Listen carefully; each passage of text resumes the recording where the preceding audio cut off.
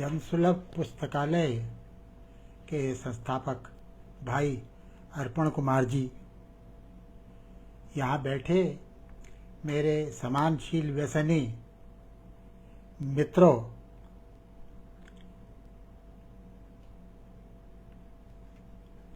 आज मुझसे अपेक्षा की गई है कि मैं अपने नैबंधिक कारगुजारियों के बारे में कुछ बताऊं।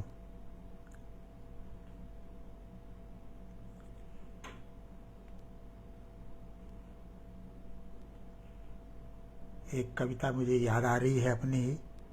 नींद की नदी में उगा, नींद की नदी में उगा, कलरव करता झरना एक, धंसता अपने भीतर, जहाँ खिड़की पर पहली पहली बर्फ से घिरा बच्चा और उससे भी ज्यादा अवाक एक पहाड़। क्या यही मेरी चेतना में दर्ज हुआ पहली घटना, वह आदि बिंब है जो कि स्मृति के अतलांत में मेरे अटका हुआ था, मानो इसी कविता के जरिए प्रकट होने की प्रतीक्षा में। किंतु एक यही क्यों, और भी तो कई बिंब हैं, कई सारी मूर्तें जो कि मानो मुझसे अपना पावना वसूल करने को ही प्रकट होती रही है। स्मरण शीर्षक अपनी ही कविता मुझे याद आ रही है। मतलब एक गरीब मोहल्ला सार्वजनिक नल के नीचे रात भर ठिठुरते खाली बर्तन। हाँ, मैंने देखे हैं, जाने कितने सूर्योदय उनमें डबडबाते। मित्रों, आखिर क्या बात है कि सुदूर बचपन के कुछ खासुल खास स्मृति बिंब ही हमारे भीतर यथावत टके रह जाते हैं और बार बार याद आते हैं। क्यों हजारों बिंबों में से यही कुछ बिंब हमें सबसे ज्यादा पकड़ते हैं और हमारे अंतर्जीवन के लिए, हमारी रचना के लिए भी निर्णायक महत्व के साबित होते हैं। कविता में ही क्यों, उपन्यास निबंध रचना के दौरान भी ये बिंब अप्रत्याशित रूप से जग आते हैं। कुछ नगर सनातन प्रतीत होते हैं, जैसे मेरा नगर अल्मोड़ा। लगता ही नहीं कभी वे नहीं भी रहे होंगे।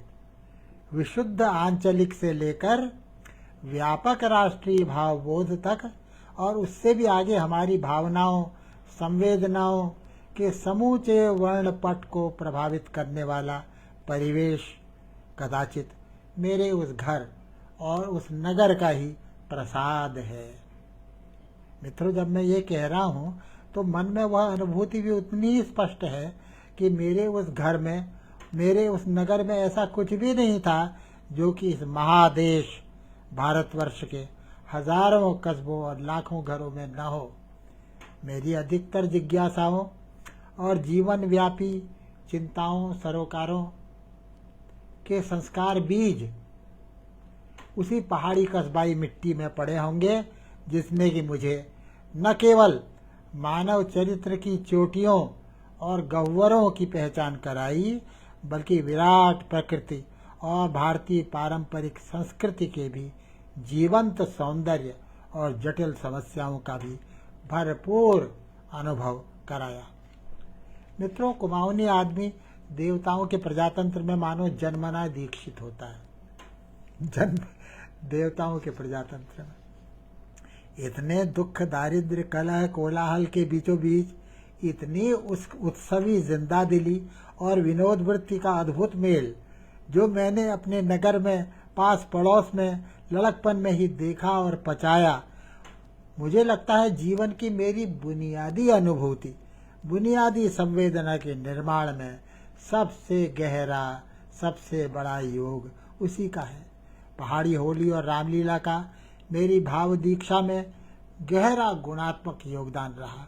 उन्हीं का क्यों, लोकमन में प्रतिष्ठित गोल्ड देवता सरीखे स्थान देवताओं का भी, जिन्होंने अनायासी मेरे उपन्यास गोबर गणेश का एक पूरा समूचा अध्याय ही अपने नाम करवा लिया। इसी तरह सबसे बड़ा मेला जिसमें कुमाऊनी आशु कविता का अकूत खजाना खुलता था और जो मुझे बेहद रमाता था, वह भी तो नंदा देवी का ही मेला था। यह निरा संयोग नहीं था कि मेरे उपन्यास गोवर्णेश का आरंभ ही उसी स्मृति के उद्रेक से हुआ था। बाद में के उपन्यासों में भी यही रहा। कविता करने का चस्का तो मुझे बचपन में ही पड़ चुका था। साहित्यिक वातावरण जैसी कोई चीज़ तो अपने घर में या अपने आसपास भी मुझे कभी कहीं सुलभ नहीं रही, मगर जिस प्राकृतिक और सांस्कृतिक पर्यावरण में मेरे आँख कान खुले, वह न केवल ऐन्द्रिक संवेदनों को जगाने के लिए पर्याप्त था, बल्कि जिसे मैं भाव दीक्षा कहता हूँ, इमोशनल एजुकेशन। मित्रों, आप मुझसे सहमत होंगे कि इमोशनल एजुकेशन भी मनुष्य के लिए उतनी ही ज़रूरी है जिसे आप स्कूल कॉलेजों में मिलने वाली बौद्धिक शिक्षा कहते हैं, इंटेलेक्चुअल एक्सपीरियंस। सुबह से शाम तक भरे पूरे बाजार का कोलाहल कानों में रचा रहता था। हर रंग, हर मेल की आवाज़ें, कोई भी कंठस्वर किसी दूसरे कंठस्वर जैसा नहीं, कोई भी चाल ढाल किसी दूसरी चाल ढाल जैसी नहीं। देवताओं के वैविध्य की तरह ही यह मानव वैविध्य भी मुझे चमत्कृत करता था। उसी खिड़की से हिम शिखर दिखाई देते थे हिमालय के, और अपने ही सरीखे दूसरे फटे पुराने मकानों की छतें भी।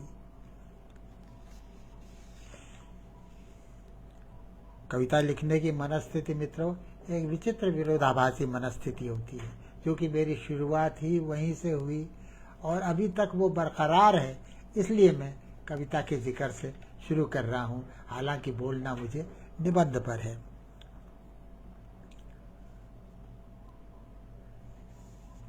कहानी लिखना कविता लिखने से कहीं ज़्यादा दुष्कर कार्य है, ऐसा मुझे लड़कपन में लगा करता था।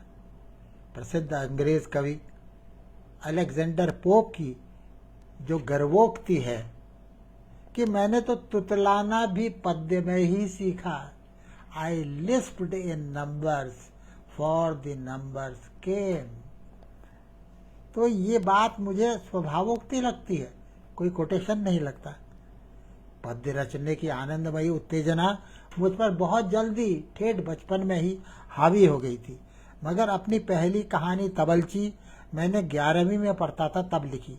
यह भी गद्य पर पकड़ पाने में देर लगती है, जब हमारी समझ, हमारा सामाजिक बोध विकसित होने लगते हैं। उपन्यास की दीक्षा बड़े रोचक विचित्र ढंग से हुई।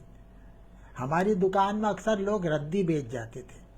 पिताजी को उस रद्दी पर आंख गड़ाए मैं कई बार देखता था।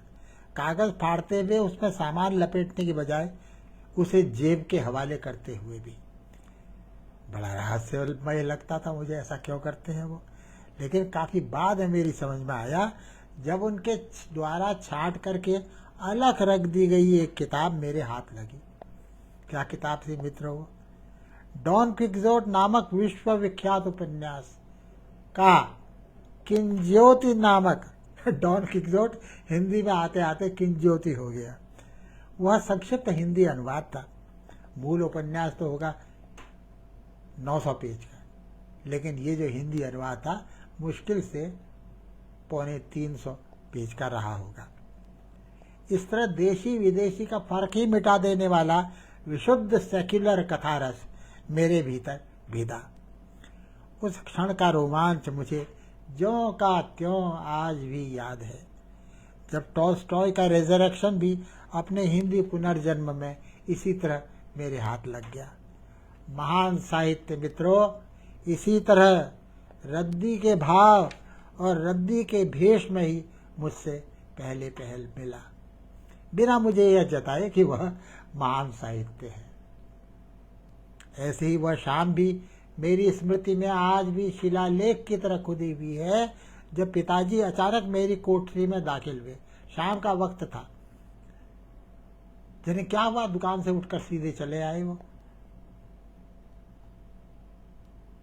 उनके हाथ में एक किताब थी फटी पुरानी, जिसे वे मेरे हाथों में पकड़ा रहे थे, लेकिन मुंह से कुछ बोल ही नहीं पा रहे थे। अपनी हालत पर उन्हें खुद ही झेप जैसी लग रही होगी, तभी तो वे किताब मुझे पकड़ा कर उल्टे पांव सीढ़ियां उतर गए। किंतु उनकी वह कंठावरुद्ध भाव विह्वल मुद्रा मैं कभी भूल नहीं पाता। मुश्किल से 7वां दर्जा पास रहे होंगे वो।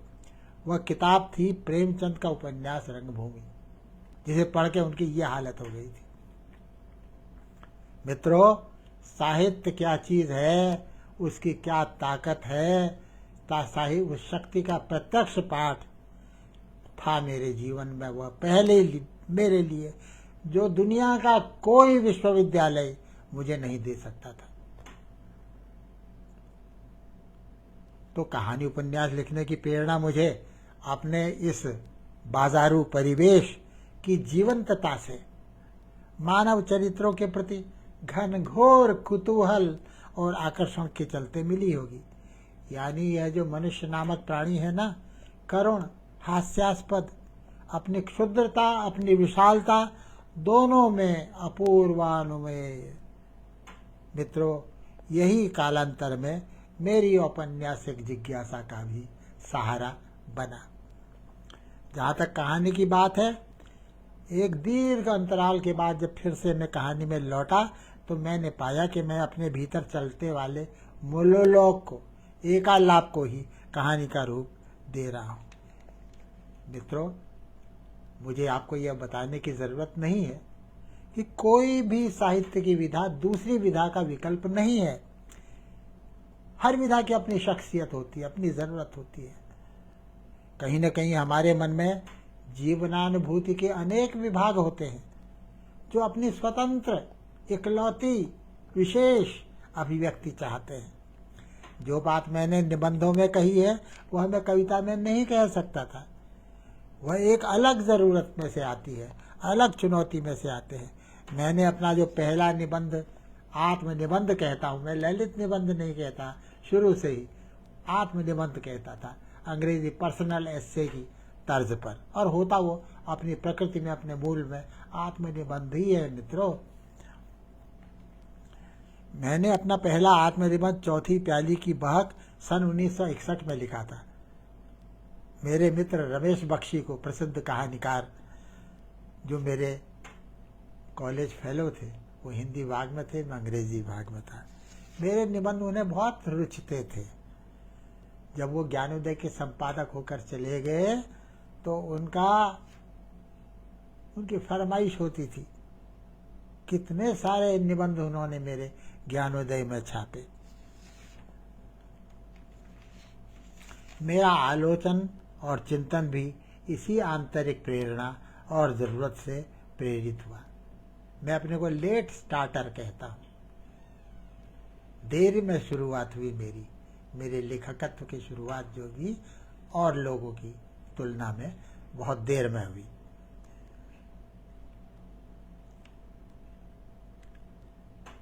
उस तरह मैं कभी किसी साहित्य की संस्था या गुट से भी नहीं जुड़ा।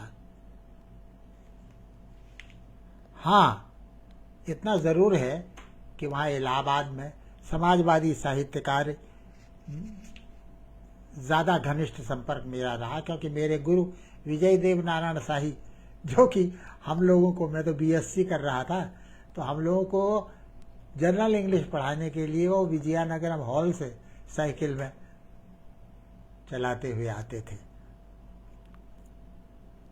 तो समाजवादी साहित्यकारों के मैं अधिक घनिष्ठ संपर्क में रहा, क्योंकि वे लोग साहित्य और राजनीति दोनों जगह सच्चा और पूरा आत्मदान करते हुए दिखे। और साहित्य की जो स्वाधीन गरिमा है, राजनीति से अलग, निरपेक्ष, उस स्वाधीन गरिमा की रक्षा के लिए भी वे भरपूर सचेत थे।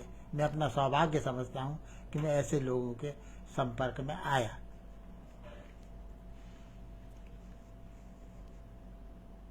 शायद इसीलिए स्वधर्म पालन की सारी निष्ठा और निरंतरता के बावजूद मुझे आज भी कृतकार्य होने का मिट्टी का वो बोध नहीं होता। मेरा साध्य लगता है मुझसे अभी भी उतना ही दूर है। मैं अपनी बात अपनी कविता में ही समेटूंगा, खत्म करूंगा इस बात को।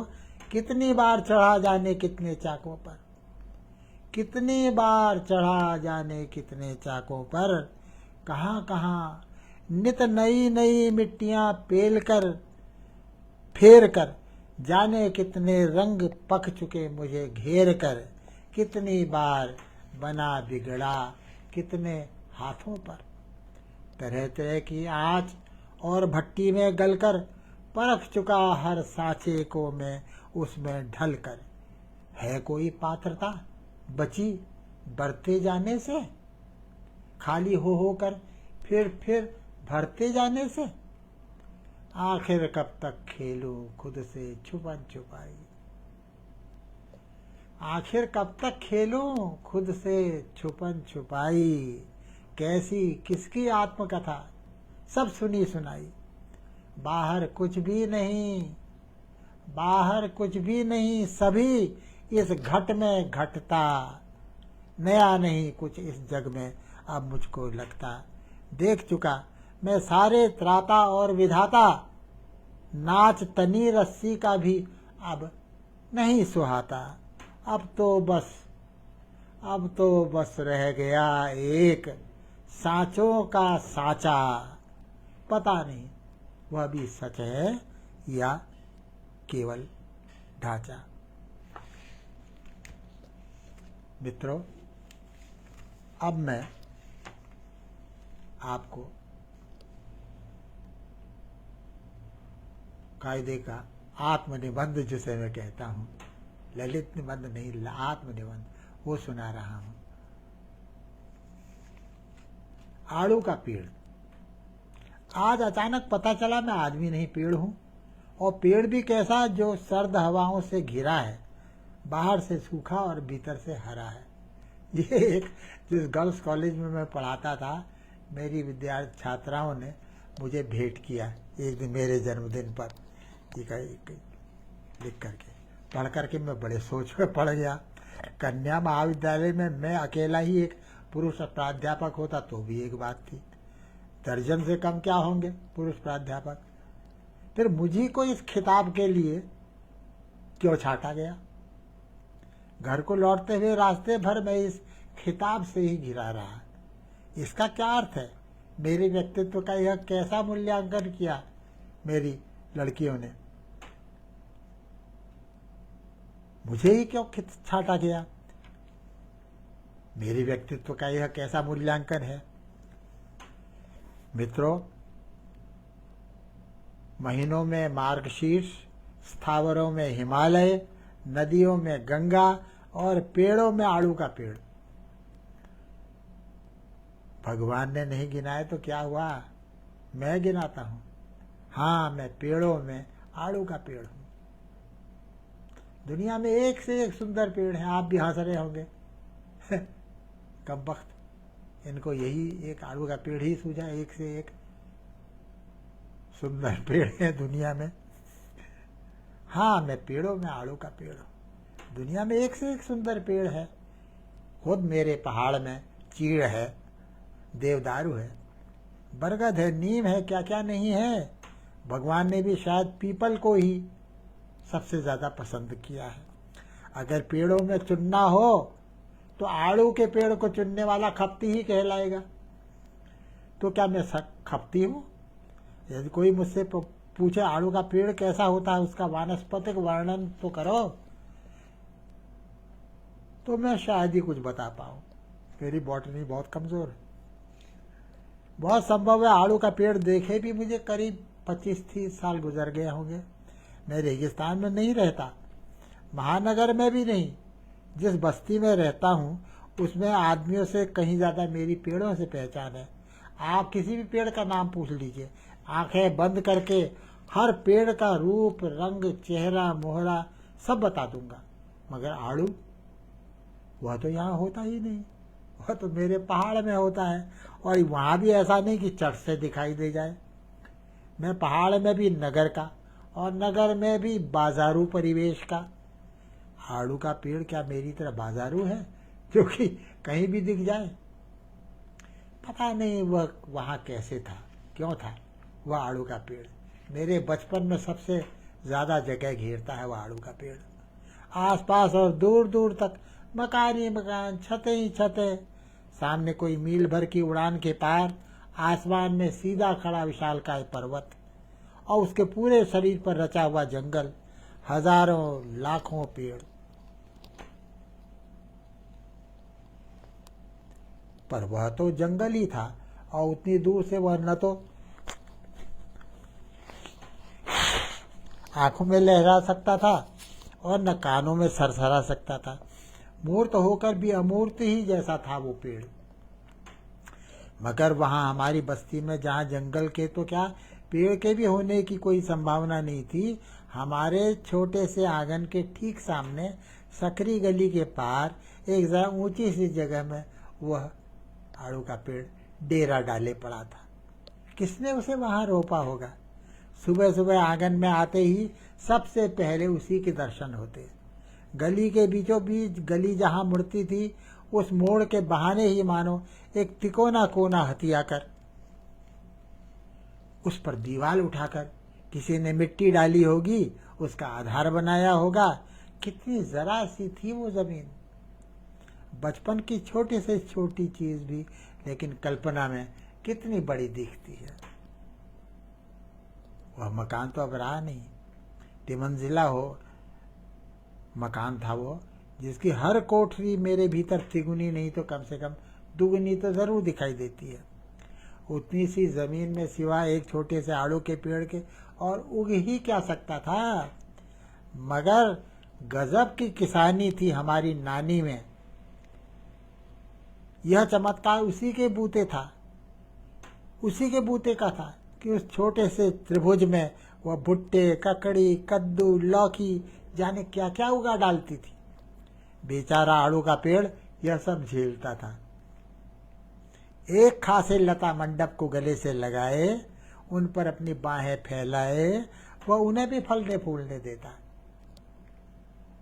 बल्कि इन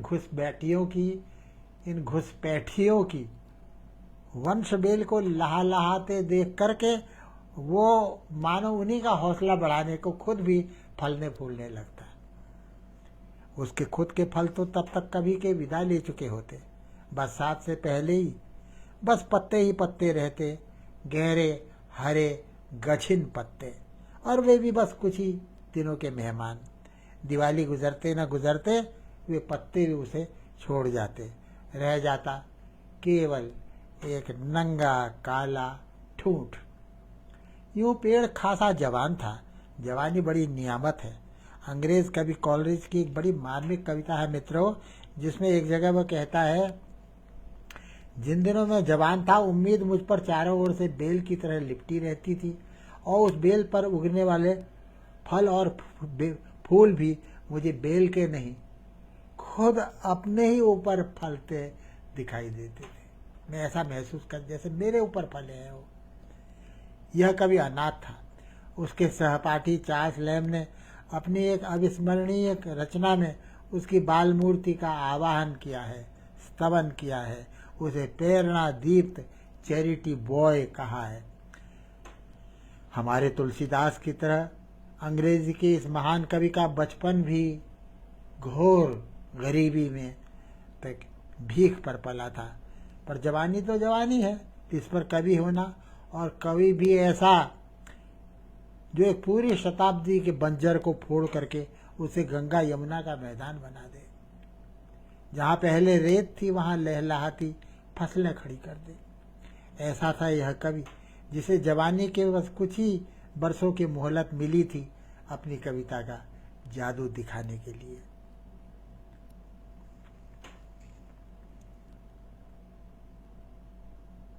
क्या 35 साल की उम्र भरी जवानी नहीं कहलाएगी? क्या एक कवि की जवानी हॉकी फुटबॉल के खिलाड़ियों की जवानी है जो कि 30 पार करते न करते किसी काम की नहीं रह जाती?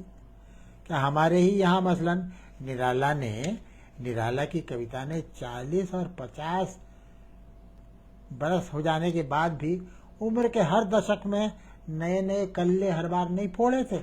क्या यह वंध्या का गीत है? अभी न होगा मेरा अंत, अभी अभी तो आया है मेरे वन में मधुर वसंत। वंध्या का गीत तो निराला की वह कविता भी नहीं है जिसमें वो कहते हैं स्नेह निर्जर बह गया है, रेत ज्यों तन रह गया है। जिस उदासी को ऐसा अद्भुत गीत बनाया जा सके, वह उदासी बाँझ कैसे हो सकती है? पर होती है भाई, एक उदासी ऐसी भी होती है जो बाँझपन से प्रेरित होती है, बाँझपन में ही परिणत भी हो जाती है। क्या उसे एक तरह का आत्मावसाद कहा जा सकता है? कॉलरिज की एक दूसरी कविता है डिजेक्शन ओड, जो मानो उसके कवि का ही समाधि लेख है। बड़ी उदास कविता है वो, महान कविता है लेकिन वो उदास कविता है। सब कुछ अपनी ही कवित्व का फातिहा जैसा पढ़ती हुई वह कविता मुझे दुनिया की सबसे उदास कविता तब भी लगा करती थी, अब भी लगती है। सब कुछ झेल सकती है कवि की जान, उपेक्षा, अपमान, गरीबी, जहालत, उपहास, नासमझी, सब कुछ जिसने नहीं पचाया वो क्या खाक कविता लिखेगा। बशर्ते उसका कवित्व जिंदाबाद रहे, बशर्ते उसकी वाग्देवी उसको छोड़कर न चली जाए। क्योंकि कवि कविता करना भले ही छोड़ दे, कविता कवि को नहीं छोड़ सकती मित्रों। अपना कवित्व खो चुका कवि खुद को ही एक भूत है घर की तरह लगने लगता है। इस प्रेत बाधा से कहीं छुटकारा नहीं है, न किताबों में, न दर्शन में, न धर्म अध्यात्म में, न राजनीति में। खैर, आड़ू के पेड़ पर ही आ जाइए वापस। पता नहीं कितना पुराना था वो पेड़। जिस पेड़ को मैं पहचानता हूँ वह तो मेरा समवयस्क ही था, वही तो उन दिनों मेरा घनिष्ठतम मित्र था। और तो बाकी सारे दोस्तों से मेरा झगड़ा होता रहता था। कभी न झगड़ने वाला मेरा चिर नवीन साथी तो सिर्फ एक था, वह मेरे घर के पिछवाड़े उगा हुआ एक तंग सी जगह में आड़ू का पेड़। एक से एक नए रंग बिरंगे पक्षी उसका आतिथ्य ग्रहण करने आते। मुझे लगता हुआ मेरे ही लिए उन सबको जुटा रहा है। वे भी मेरे दोस्त बन जाते। बस्ती का वह इकलौता पेड़ अपने आप में एक बस्ती था, उतना ही रंगीन, जिंदा दिल और शाखर्च। छोटा सा पेड़, मुझे लगता हुआ और भी छोटा होता।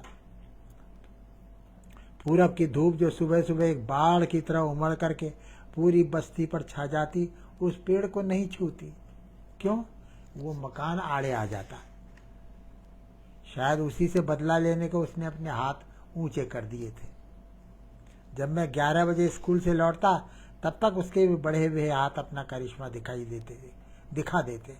मानो उस मकान को मोह चढ़ाती उसकी एक एक पत्ती धूप से नहा उठती। मुझे उस मकान पर बहुत गुस्सा आता जिसने मेरे दोस्त के हिस्से की धूप छीन ली थी। उसकी बैठक का छज्जा उस पेड़ से ही लगा हुआ था।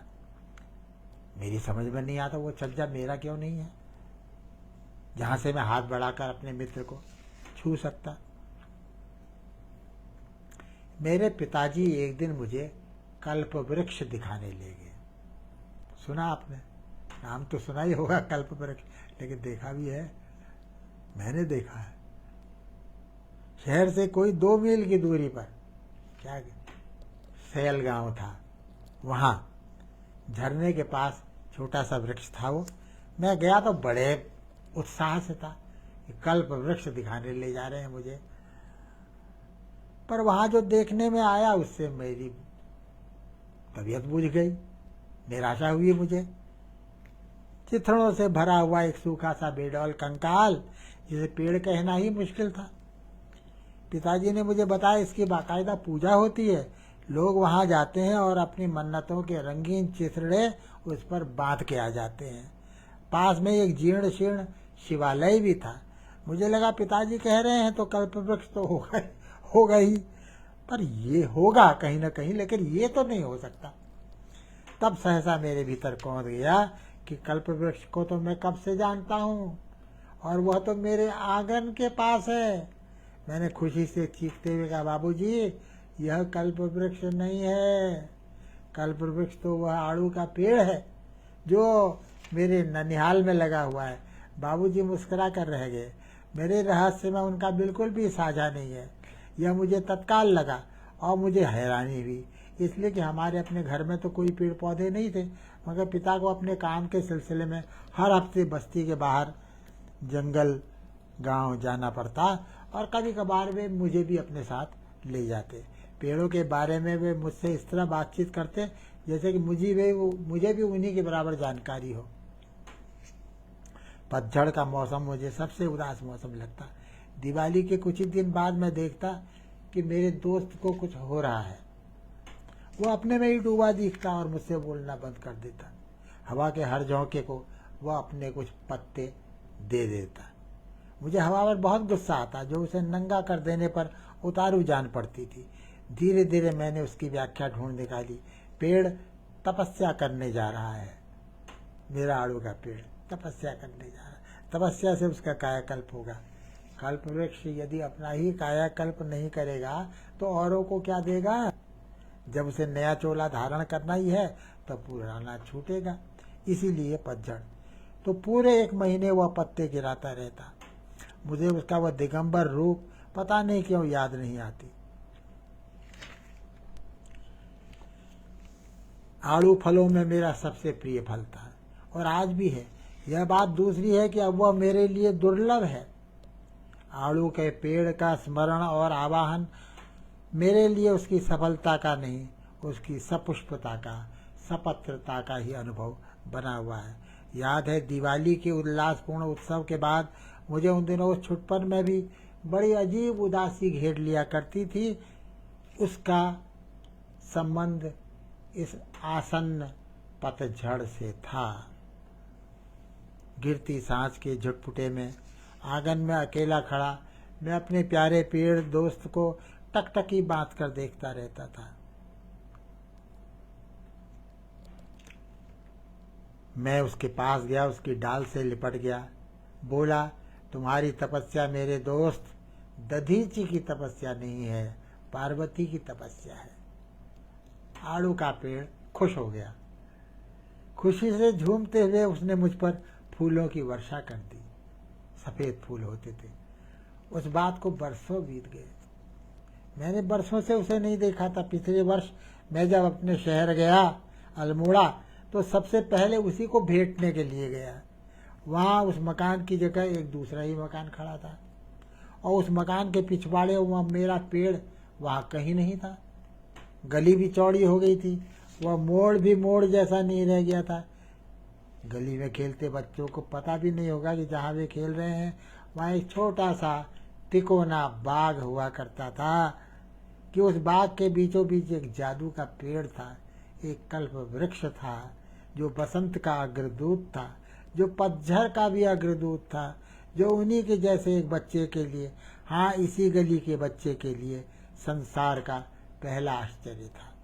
पहला नहीं तो 8वां 9वां आश्चर्य कह लीजिए। आश्चर्य जो कि हजारों हजार फूलों के एक सुबह अचानक फूट पड़ता था और एक दूसरे आश्चर्य में बदल जाता था। रूखी री यह डाल वसन वासंती लेगी। मैं देवी भागवत को याद करता हूँ, कालिदास को याद करता हूँ, निराला को याद करता हूँ और बसंत पंचमी या शिवरात्रि के आसपास एक सुबह अचानक घट जाने वाले उस चमत्कार को भी स्मरण करता हूँ। यह सब उसके कारण स्मरण करता हूँ जो कभी था और अब नहीं है। पर क्या सचमुच नहीं? मैं तुझे नहीं भूला हूँ मेरे पेड़, ओ रंगों के जादूगर, मेरे बालपन के सबसे बड़े विस्मय। मुझे दुख है तो केवल इसी बात का कि तुझे खोजने में वहाँ गया जहाँ तू नहीं हो सकता था। कन्या महाविद्यालय का यह इकलौता पुरुष प्राध्यापक अपनी शिष्याओं की इस विचित्र भेंट से पहले तो बड़ा तिल मिलाया, फिर विचार मग्न हो गया, फिर जोरों से खिलखिला पड़ा। मैं एक पेड़ हूँ, सर्द हवाओं से घिरा हूँ, बाहर से सूखा पर भीतर से हरा हूँ। क्या सचमुच?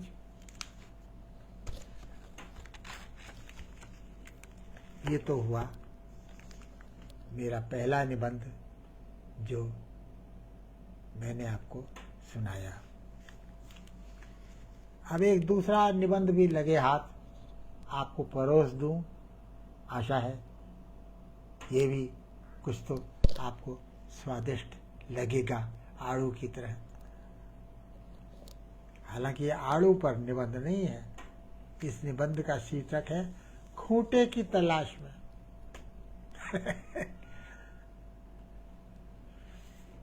क्या है यह खूंटा,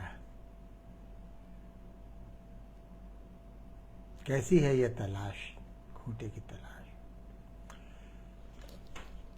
दोपहर नींद में मुझे एक खूंटा दिखाई दिया। खूंटा अद्भुत था और उस खूंटे से बंधा मैं खुद भी अद्भुत दिखाई दे रहा था।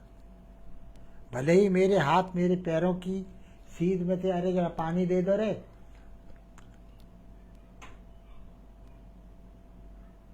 भले ही मेरे हाथ मेरे पैरों की सीध में आगे थे, भले ही मेरी देह भी एकदम पृथ्वी के समानांतर थी, अरे जरा पानी दे दो, भले ही मेरे सिर पर 2 सींग भी निकल आए थे, ऐसा कैसे संभव था कि मैं उसे पहचान ही नहीं पाता। नींद में तो हुलिया सभी की बेरंग हो जाती है, पर इससे क्या, बेरंग होते हुए भी वह जिसकी होती है उस तक पहुंच नहीं जाती।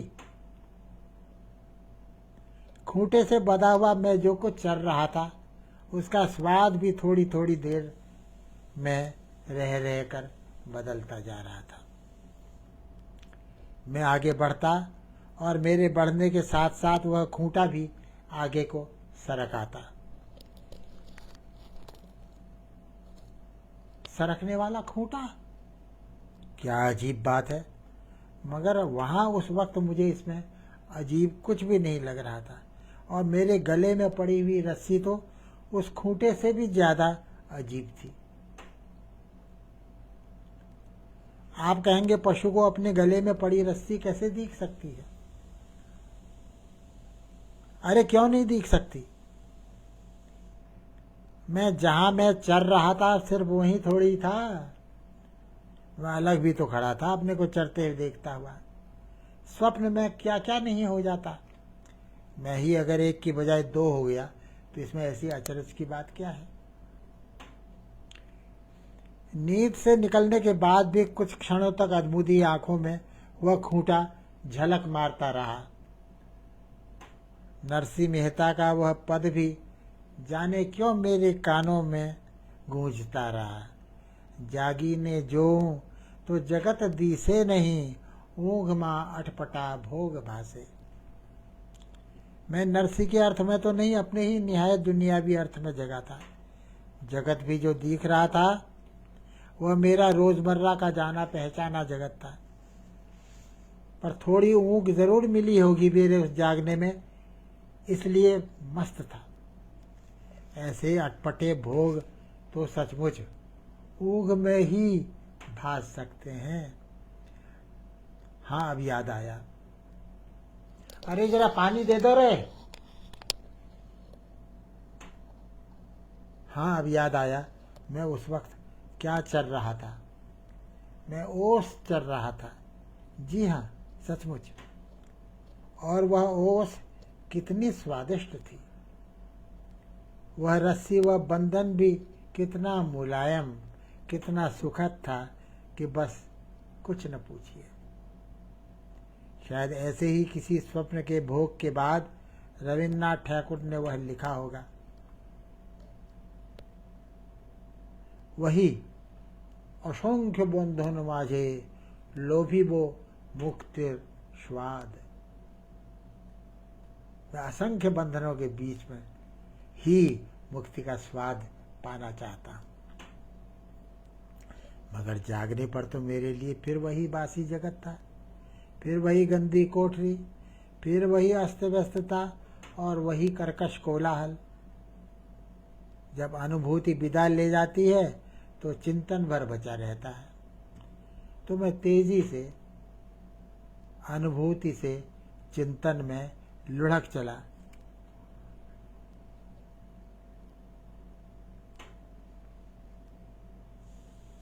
मुझे इतना भान तो तब भी जरूर था कि मैं बंधन में हूँ, फिर भी बड़ा मस्त था और ओस चल रहा था। ओस हमेशा ताज़ा ही होगी, बासीपन का विचार उसके साथ जुड़ ही नहीं सकता। कभी सुना आपने बासी ओस? ओस तो हमेशा ताज़ा ही होगी। तो क्या वह स्वप्न एक सुझाव था, आदेश था अंतर्घट का कि ऐसे जियो, ऐसे? सुना फ्रायड ने इस पर एक पूरी किताब लिख दी है, सपनों की व्याख्या पर। फ्रायड ने ही नहीं, युंग ने भी। पर इन दोनों महानुभावों से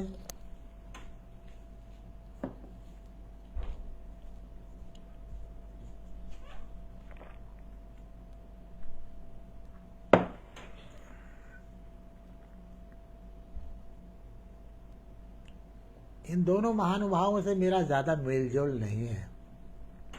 तब किससे पूछने जाऊं मैं? अपने यहाँ के पंडितों का तो पता ही मिलना मुश्किल है। जो पास में है और सुलभ है, उन्हें आजमाना भी बेकार है। क्यों ना अपना बोझ आप ही ढो। स्वप्न तो आखिर मेरा ही था, और वह स्वप्न सरीखा जागरण भी मेरा ही था। वहां भी मैं बंधा हुआ था, तो यहाँ कौन छुट्टा घूम रहा हूं? जब मैं हर हाल में कैदी ही हूं, तो क्यों न इस बंधन को प्रेम पूर्वक स्वीकार करूं और देखूं कि इसे खोलने की कितनी और कैसी गुंजाइश है। क्या स्वेच्छा से बंधन स्वीकार कर लेना ही निर्बंध हो जाना है? मैं आपसे पूछता हूं, कैसा बंधन? उस खूंटे सा जो एक जगह गड़ा दिखता भी भीतर भीतर सरकता चलता है, हमारा दम नहीं घुटने देता, हमारी वृत्ताकार गति को भी निरंतर प्रगतिशील और समकेंद्रिक बनाए रखता है। क्या यह उस खूंटे का ही कमाल नहीं है कि हम इस तरह अपनी एक नियति भी जी रहे हैं, जीते चल रहे हैं, और उसके साथ ही साथ वह नियति ही नहीं, वर्ण की स्वतंत्रता भी है, जो कि हमें पशु से अलग करके मनुष्य का दर्जा देती है। तो बिना किसी नियति बोध के महज चुनने की आजादी का क्या मतलब है मित्रों? खुद पाए हुए या दूसरों से समझे हुए अर्थ भी हम जितने ही बुद्धिमान होते हैं, उतनी ही तेजी से एक दूसरे का पीछा करते हुए, एक दूसरे को काटते हुए एक शोर में बदल जाते हैं। चीजों के बीच क्या, अर्थों के बीच भी चुनाव कर पाना तब क्या एक समस्या नहीं बन जाती? क्या अनुभव है आपका? आप अपनी फ्री विल, स्वच्छंद इच्छा शक्ति, अपनी स्वतंत्रता को सचमुच बनाए रखना अगर इतना आसान होता आदमी के बच्चे के लिए, तो काहे को इतने सारे लोग और इतने सारे बुद्धिजीवी तक इस या उस खूंटे से अपनी नियति को बांधे हुए मिलते। आखिर जितने भी अर्थ जीवन के, मनुष्य के आज तक खोए गए हैं, आज तक खोए या खोजे गए हैं या पाए गए हैं, सब आदमी के द्वारा ही तो खोजे और पाए गए हैं। उनमें से आप किसे छोड़ेंगे, किसे पकड़ेंगे? मैं मनुष्य हूं तो मुझ में सभी का साझा होगा, सभी मुझ पर हक जताएंगे। मैं किसका नहीं हूं? सबका हूं, सभी का हूं, सभी के लिए भेद्य, सभी के लिए वेद्य। तो कैसा है यह मैं, जो कि सबसे अलग दिखता हुआ भी जब जिससे मिलता है वही बन जाता है, जब जिसको पढ़ता है उसी का दिल दिमाग बन जाता है। तो क्या इसकी कोई अपनी पसंद नापसंद, जिद, सनक, निष्ठा, नेम कुछ नहीं है? क्यों नहीं है? होने को तो वह सब कुछ है और खूब है, पर मौके पे कुछ काम नहीं आता, क्या कीजिएगा। जिया और समझा हुआ सब कुछ निरंतर उलट पुलट होता रहता है। किस पर टिके? कोई उसे टिकने दे तब ना। हर पल उससे पहले के सारे पलों का हिसाब फिर से मांगता है और उसका इम्तहान सा लेता रहता है।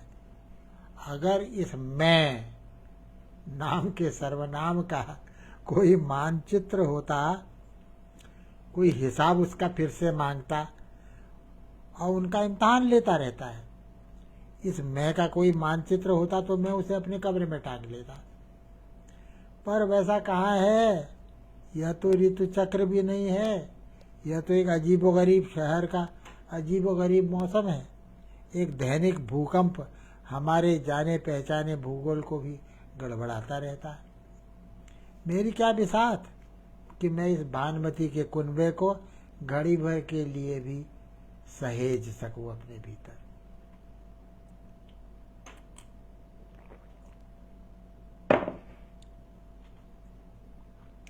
बिना कोई एक स्थिर बिंदु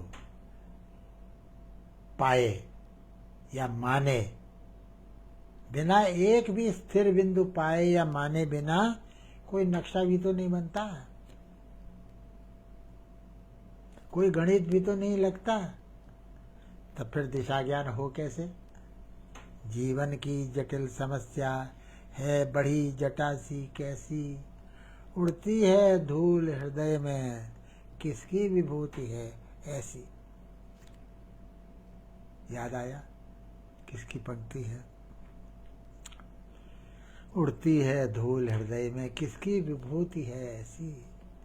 अब धूल को विभूति की तरह धारण कर सकूं ऐसा जिगरा मैं कहां से लाऊं? होते होंगे ऐसे लोग, मैं तो नहीं। गरज ये कि मैं बंधने को तैयार हूं, पर कोई बांधे तब न। दमयंती सी मेरी हालत है और फंदा भी मेरे हाथ में नहीं है। उन विधाताओं के हाथ है जो सबके सब मुझे आज एक सरीके ही दिख रहे हैं।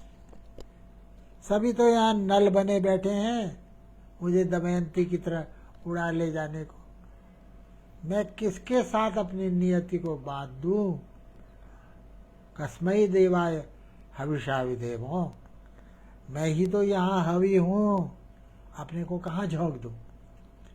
और जिसका सपना देख के यह स्वयंवर रचाया गया था,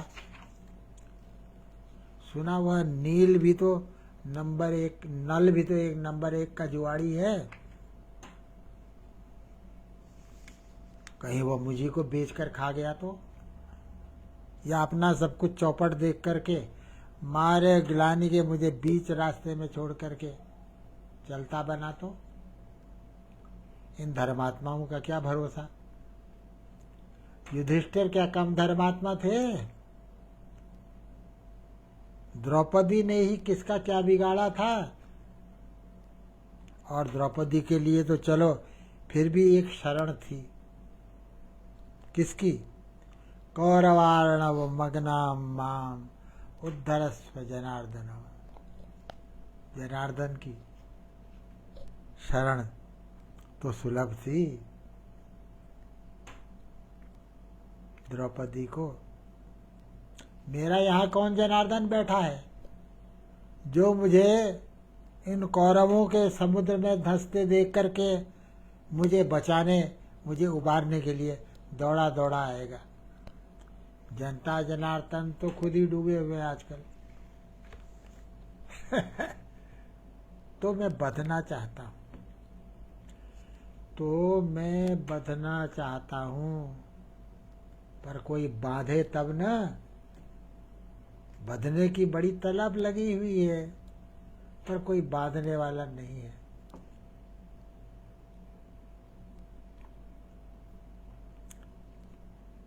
खूंटा गाड़ता हूं, गाड़ते ही खूंटा उखड़ जाता।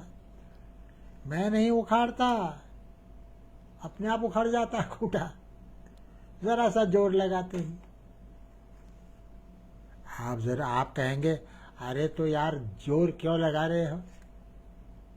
अरे जब जोर दिया गया है तो लगाऊंगा ही, क्यों नहीं लगाऊंगा। बधना किसे अच्छा लगता है? बधना तो तभी अच्छा लगता है ना जबकि खूंटा भी खुद का ही गाड़ा हुआ हो। मगर यहाँ तो हर खूंटा आपको यही मनवाने पर तुला हुआ है कि वह किसी और ने नहीं, तुमने ही गाड़ा है। अब आप ही बताइए मित्रों, आप ही बताइए, ऐसा भ्रम आखिर कितनी देर तक टिक सकता है? भ्रम तो आखिर भ्रम ही है, चाहे वह खूंटे का भ्रम ही क्यों न हो। अरे बुद्धि को आप अपना काम करने से आप कहाँ तक रोक सकते हैं?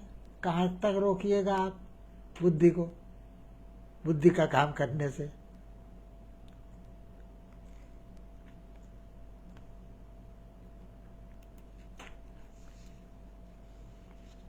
यह नहीं कि मुझे भ्रम की जरूरत ही नहीं है, मैं उठ चुका हूं हर भ्रम से। इतना बड़ा दावा अपने बारे में कोई कैसे कर सकता है? मैं तो नहीं कर सकता। ये नहीं है कि मुझे भ्रम की जरूरत नहीं है, सबको होती है।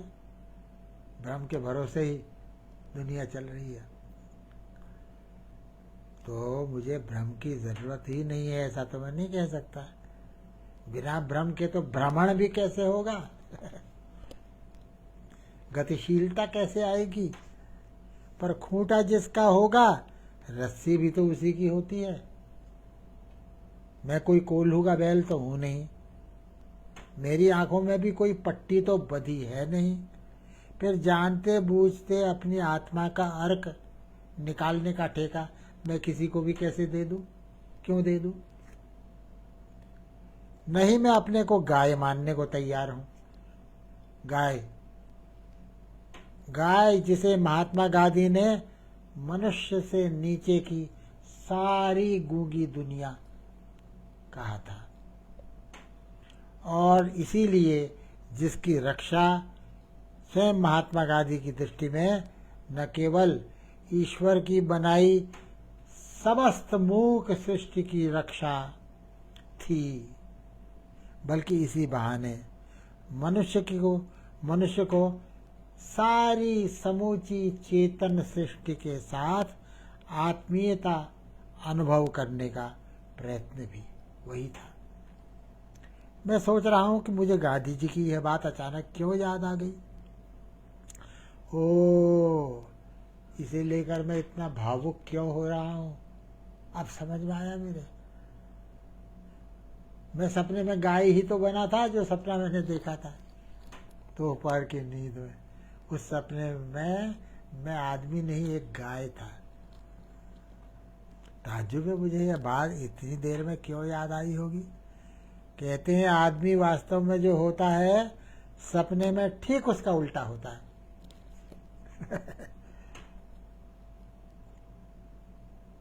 यूं मेरी चलती फिरती शख्सियत में गाय तत्व बिल्कुल नहीं है, इसीलिए शायद मुझे गाय का सपना आया होगा, ऐसा मैं समझता हूँ। सपना वो आता है जो आपकी दबी इच्छा की या अभाव की पूर्ति कर दे। वास्तव में नहीं मिलना है आपको तो सपने में तो मिल जाएगा कम से कम। इसीलिए मुझे शायद गाय का सपना आया होगा। अब यूं तो मनोविश्लेषण शास्त्र का भी यही कहना है।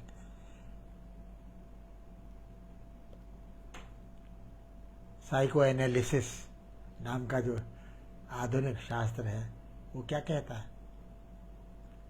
वो भी यही कहता है कि आदमी अपना विपरीत भी होता है, आदमी अपना उल्टा भी होता है, और तमाम पुराण कथाएं भी इसी की पुष्टि करती जान पड़ती है। पर फिलहाल मुझे इन बातों से क्या लेना देना है। लेकिन पुराण का जिक्र किया मैंने तो तत्काल मुझे मार्कंडेय की याद आ गई। मार्कंडेय से मुलाकात है आपकी? आपके माइथोलॉजी की, आपके पुराण के बहुत ही दिलचस्प गजब के चरित्र हैं मार्कंडेय। चलते रहते हैं वो, हमेशा पूरी पृथ्वी की परिक्रमा करते रहते हैं। यह मार्कंडेय की याद उतनी अकारण और अनर्गल नहीं है मेरे मित्रों, क्योंकि मार्कंडेय की तरह मेरे पाँव में भी चक्कर ही चक्कर है, और मार्कंडेय को चकराते रहने का न तो कोई शाप मिला था न वरदान। मार्कंडेय बस शुरू से ही ऐसे ही थे। सृष्टि की जब से शुरुआत हुई है तब भी मार्कंडेय ऐसे ही थे, लगातार घूमते हुए, लगातार चक्कर लगाते हुए, एक सृष्टि से दूसरी सृष्टि तक, दूसरी सृष्टि से तीसरी तक, अगणित सृष्टियों, अगणित प्रलयों के तक वे मार्कंडेय ऐसे ही बने रहेंगे, लगातार विश्व भ्रमण करते हुए।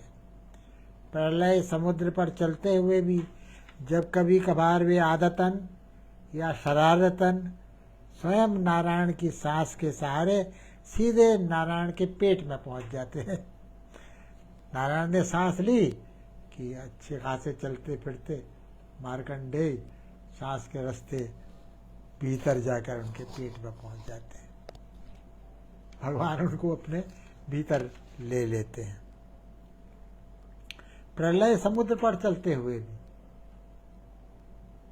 कभी कभार वे आदतन या शरारतन स्वयं नारायण की सांस के सहारे सीधे नारायण के उदर में पहुंच जाते हैं। तो वहां भी बेरोक टोक सैर करने का लुत्फ लूटते रहते हैं। उनको वहां भी नारायण नहीं दिखाई देते, पृथ्वी का अनंत विस्तार ही दिखाई देता है भगवान के पेट में भी। उनको भगवान के भीतर भी अनंत का विस्तार है, जो बाहर है वो अंदर है उनके, वो भी उनके पांवों से लिपटता हुआ। नारायण भी उनकी भ्रमणशीलता का, उनके भटकाऊपन का शमन नहीं कर सकते, उनके चक्करों को वो भी नहीं खत्म कर सकते। तो क्या मार्कंडेय ऐसे नर हैं जो कि नारायण में लीन हो जाने की पूरी पूरी क्षमता रखते हुए भी नारायण में लीन हो जाने से कतराते रहते हैं? नारायण में लीन हो जाएंगे तो ये मॉर्निंग वॉक, इवनिंग वॉक का मजा कैसे लूटेंगे, कहाँ लूटेंगे वो? तो वे नारायण लीन हो जाने से कतराते रहते हैं, जानबूझकर कतराते रहते हैं। या फिर नारायण की ही ऐसी इच्छा है कि एक नर तो कम से कम इस संसार में ऐसा हो जो कि नारायण में लीन न हो, बल्कि जगत प्रवाह का साक्षी बना रहे, हर सृष्टि का, हर प्रलय का साक्षी बना रहे। कोई तो ऐसा हो। तो यह सामर्थ्य उन्होंने अकेले मार्कंडेय को ही दी है, या मार्कंडेय ने ही कमाई है। तो नारायण की यह इच्छा है कि एक नर तो कम से कम ऐसा हो जो कि नारायण में लीन न हो जाए, बल्कि जगत प्रवाह का, हर सृष्टि का, हर प्रलय का जीता जागता साक्षी बना रहे। यों तो ब्रह्म समेत 14 भुवन और तीनों लोक बार बार लौट करके आने वाले हैं। ब्रह्म भुवना लोका पुनरावर्तिनोर्जुनो, गीता में कहा है ना भगवान ने, कृष्ण ने, ब्रह्म भुवना लोका पुनरावर्तिनोर्जुनो, यानी ब्रह्म समेत 14 भुवन और तीनों लोक बार बार लौट करके ही आने वाले हैं। मगर मार्कंडेय तो बिना पुनर्जन्म के ही पुनर्जन्म का मजा लूट रहे हैं बिना पुनर्जन्म के ही पुनर्जन्म का, और बिना मोक्ष के ही मोक्ष का, दोनों का मजा लूट रहे हैं मार्कंडेय। ऐसा कैरेक्टर मैंने तो दुनिया का सारा पुराण साहित्य पढ़ा है, मुझे तो कहीं नहीं दिखाई दिया। ऐसी रचना, ऐसी कल्पना मार्कंडेय की जैसी है ना ईर्ष्या करने योग्य बात।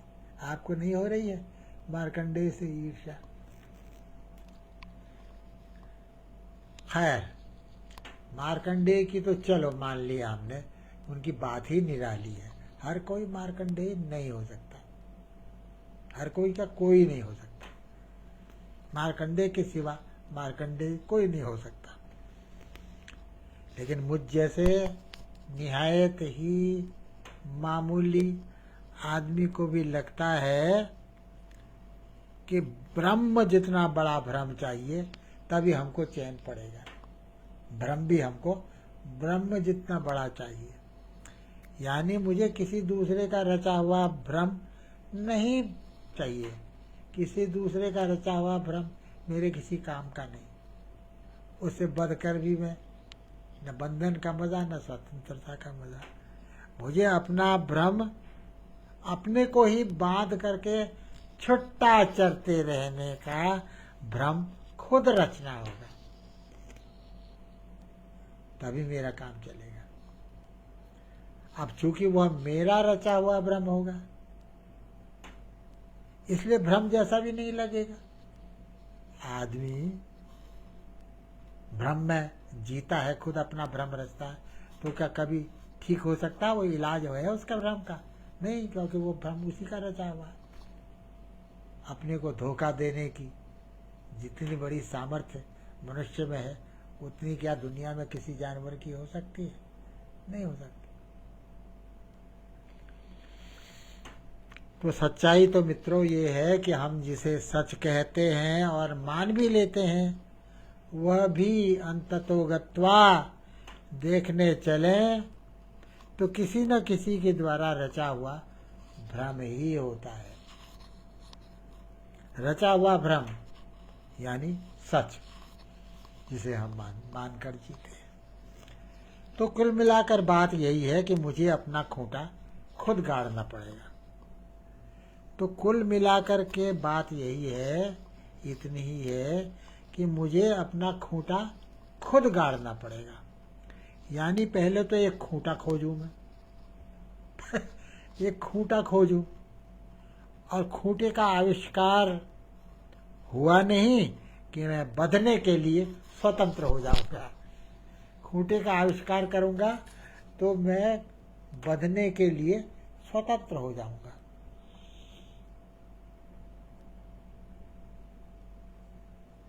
मेरी स्वतंत्रता सबकी स्वतंत्रता है। कुछ इस तरह का भ्रम भी यही आविष्कार देगा। देगा क्या, देता ही है। मुझे भविष्य में नहीं, वर्तमान पर भरोसा है। वर्तमान में ही मुझे विचरना है, वर्तमान में ही मुझे विचरना है। अगर मैं वर्तमान को ही चर डालूं गाय की तरह, तो भविष्य किसने देखा है? अगर मैं वर्तमान को ही चर डालूं तो भविष्य किसने देखा है? खूंटे की खोज। आ जाइए फिर से वापस खूंटे पर। कैसे खूंटे की खोज कैसे करूं, किस तरह से करूं? मेरे मन, खूंटा मेरे मन का होना चाहिए ना। हमारी घर की बोली में, कुमाऊनी में पैर को खुट कहते हैं। खुट, खुट नाते न तेबा, खुट, खुट यानी खुर जिसे कहते हो।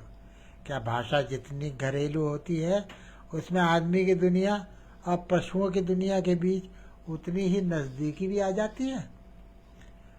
अखूट यहाँ क्या है दुनिया में? अखूट यानी जो कभी खत्म हो ही नहीं सकता। अखूट धन दौलत है किसी के पास, कहने का मतलब यह है कि कभी खत्म हो ही नहीं सकती। आदमी सपना देखने वाला जानवर है ना, तो अखूट दौलत के सपने भी देखता और सपने को सही भी साबित कर देता है।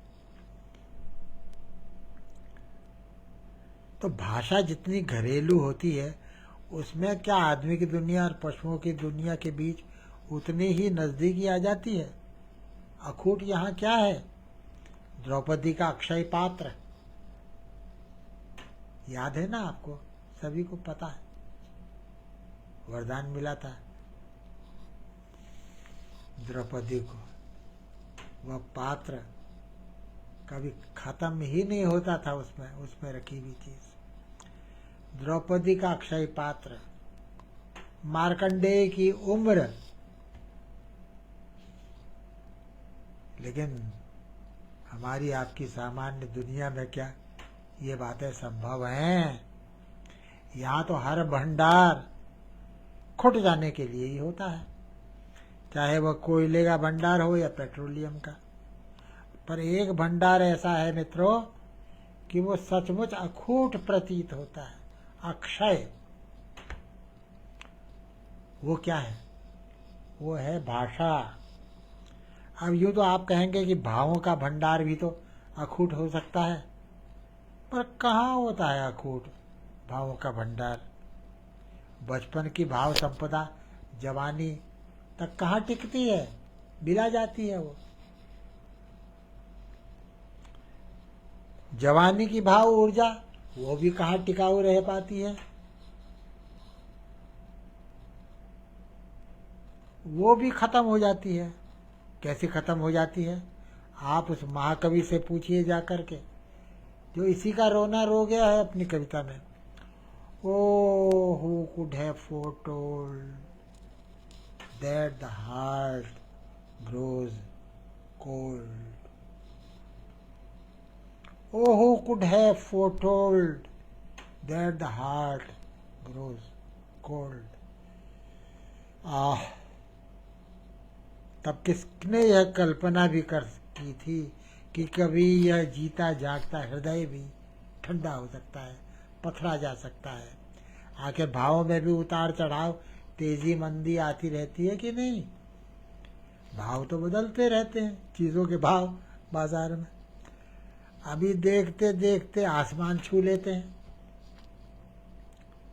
तो ऐसे अस्थिर दौर में आदमी के पांव कहाँ टिक सकते हैं? कहाँ टिकेंगे? बताइए ना।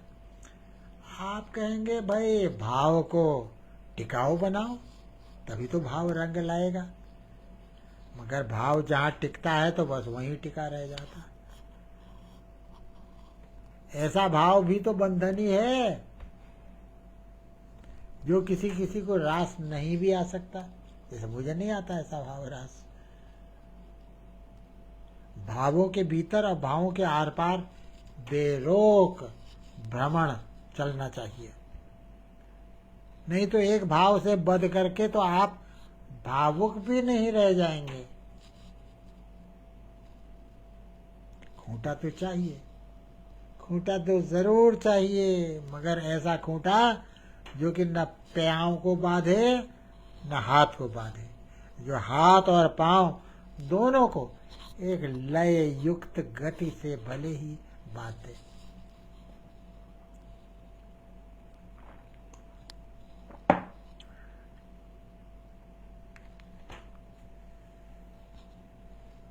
अब यह तो हाथ या पैर क्या, ये पूरी देह ही एक खूंटा नहीं है। देहवासी देही के लिए तो प्रकृति भी एक खूंटा है और संस्कृति भी एक खूंटा है। जब दोनों निरे खूंटे हैं तो फिर इससे यही निकलता है कि खूंटा खूंटे के लिए नहीं है। निकलता है कि नहीं? यही निष्कर्ष, खूंटा खूंटे के लिए नहीं है, उसके लिए है जो उसे खूंटे की तरह पहचान सकता है।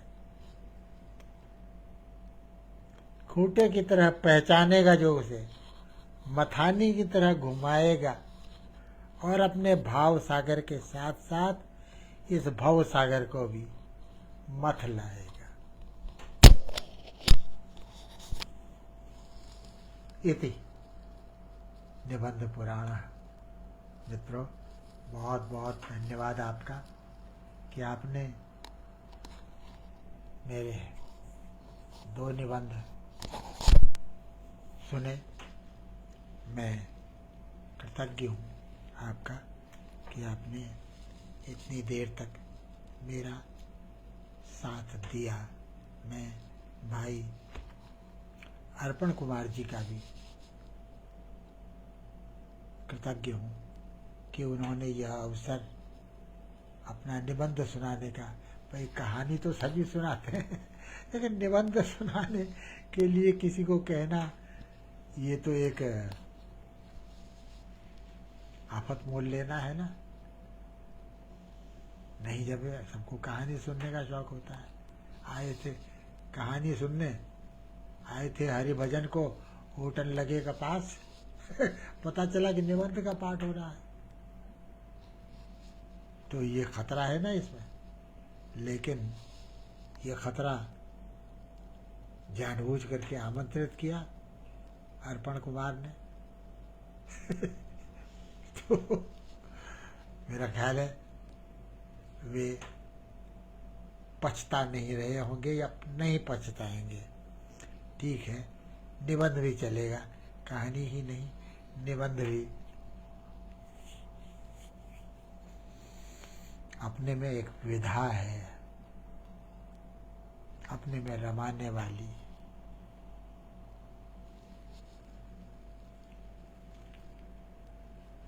धन्यवाद आप सबका, और अर्पण जी का भी बहुत बहुत कि आपने प्रेम पूर्वक मुझे सुना। बाबरी